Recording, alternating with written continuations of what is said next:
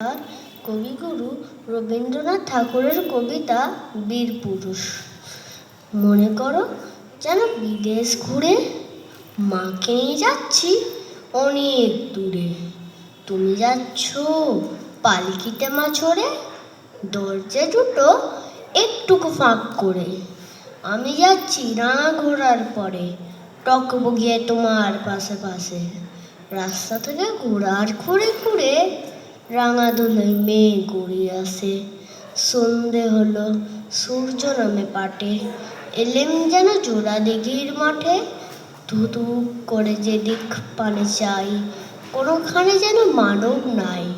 তুমি যেন আপন মনে তাই ভয় পেয়েছ, ভাবছ এলিম কোথা। আমি বলি ভয় করো না মাগো, ওই দেখা যায় মরা নদীর সোঁতা। চোর কাটাটা মাঠ রয়েছে ঢেকে, মাঝখানেতে পথ গিয়েছে বেঁকে। গরু বাছুর নেই কো কোনোখানে, সন্ধে হতেই গেছে গায়ের পানে। আমরা কোথায় যাচ্ছি কে তা জানে, অন্ধকারে দেখা যায় না ভালো। তুমি যেন বললে আমায় ডেকে দিঘির ধারে, ওই যে কিসের আলো এমন সময়, হারে রে রে। তুমি ভয়ে পালকি, ওই যে কারা আসতেছে ডাকছে রে। তুমি ভয়ে পালকিতে এক কোণে ঠাকুর দেবতা স্মরণ করছো মনে। বেয়ারাগুলোর বাঁশের কাটা মনে পালকি ছেড়ে কাঁপছে থরো থরো। আমি যেন তোমায় বলছি ডেকে, আমি আছি, ভয় কেন মা করো।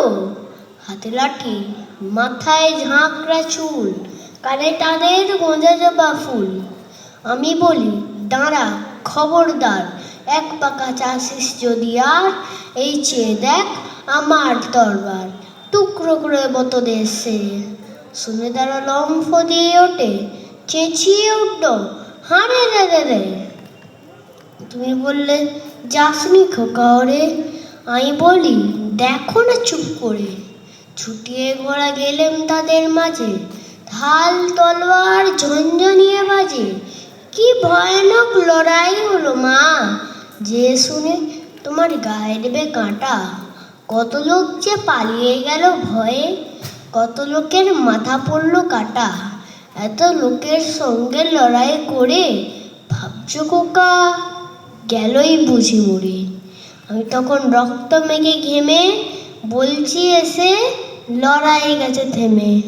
তুমি শুনে পালকি থেকে নেমে চুমু খেয়ে নিচ্ছ আমায় কোলে, বলছো ভাগ্যে খোকা সঙ্গে ছিল, কি দুর্দশাই হতো তা না হলে। রোজ কত কি ঘটে যাহা তাহা, এমন কেন সত্যি হয় না হা। ঠিক যেন এক গল্প হতো তবে, শুনতো যারা অবাক হতো তবে। দাদা বলতো কেমনই করে হবে, খোকার গায়ে এত কি জোর আছে। পাড়ার লোকে সবাই বলতো শুনে, ভাগ্যে খোকা ছিল মায়ের কাছে। নমস্কার।